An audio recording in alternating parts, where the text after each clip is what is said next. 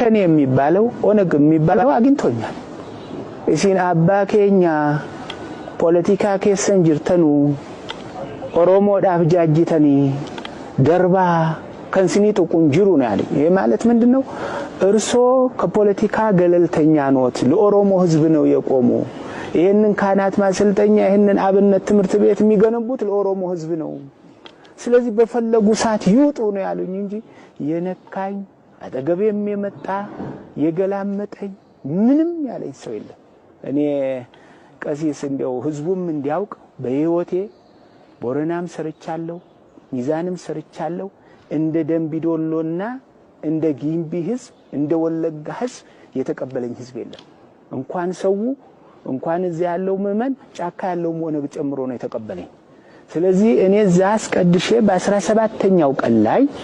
ነው ይሄን ጉዳይ የሰማሁት ከተወራ በ17ኛው ቀን ላይ ደምቢዶሎ መዳኒ ያለ ማስቀድሼ ልክ 8 ተኩል ሲሆን ጀነራሎች መጡ በጿውነ ሩፋኤል ፈልገኖት ነው አሉ ምንድነው አይ ታግተዋል ተብሏል ሌላስ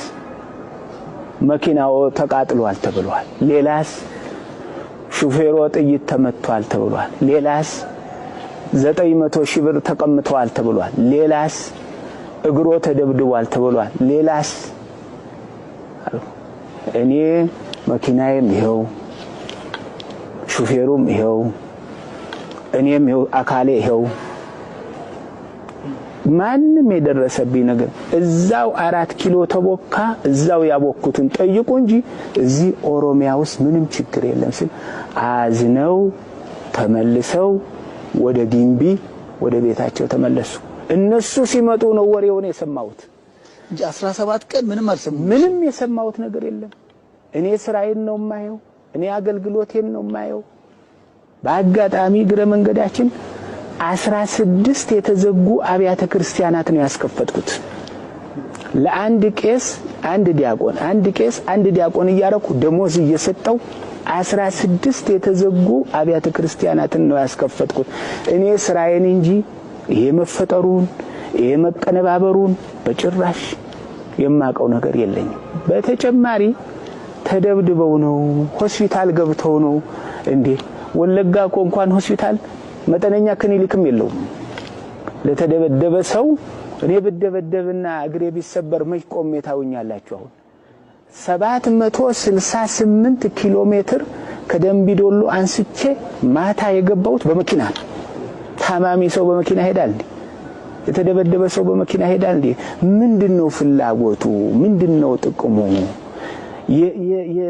ንጹህ የሆነውን የደምቢዶሎን ህዝብ ንጹህ የሆነውን የምዕራብ ወለጋን ህዝብ ንጹህ የሆነውን የቄለም ወለጋን ህዝብ ገጽታ ለማጥፋት የመንግስትን ፖለቲካ ለማጥፋት የተደረገ ካልሆነ በስተቀር እኔ ላይ አንዳች የደረሰ የለም በወቅቱ መግለጫ ወጥቼ እንዳልሰጥ እነሱ በነገሩኝ ሰዓት ኔትወርክ የለም ስልክ ደግሞ የሚደወለው ወጥቶ አየር መንገድ ጫካ ውስጥ ገብቶ ነው ስልክ የሚደወለው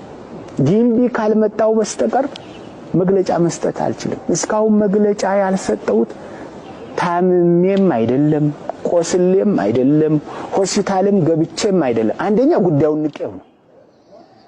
ቦታ ስላልሰጠውት ሁለተኛ ደረጃ ደግሞ የተመቻቸ ኔትወርክ ባለመኖሩ ነው እዛው አዲስ አበባ ስገባ ተልኮዬን ጨርሼ አገልግሎቴን ጨርሼ የጾሙን ወቅት ጨርሼ የሱባኤውን ወቅት ጨርሼ እዛው መስጠትም ካለብኝ በራሴ ተቋም ቅድሚያ በራሴ ተቋም በራሴ በኦርቶዶክስ ማስ ሚዲያ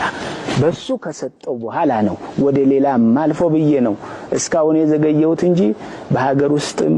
በባህር ማዶም የምትገኙት ምእመናኖቼ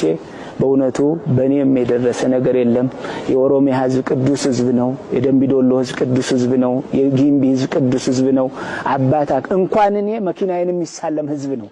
ህዝቡን ያለ ቦታው መወቀስ የለበትም ጫካ ያሉትም ሆኑ ከተማውን የሚያስተዳድረው የዞን አስተዳዳሪው ነው ከኔ ጋራ ዙሮ መሬት የሰጠኝ እና በደምቢዶሎ ያለኝ ሐዋርያው ጉዞ ይሄንን ይመስላል ቀጣዩ ደግሞ ወደ ምዕራብ ወለጋ ነው የመጣሁት ከደምቢዶሎ ተነስቼ ወደ ምዕራብ ወለጋ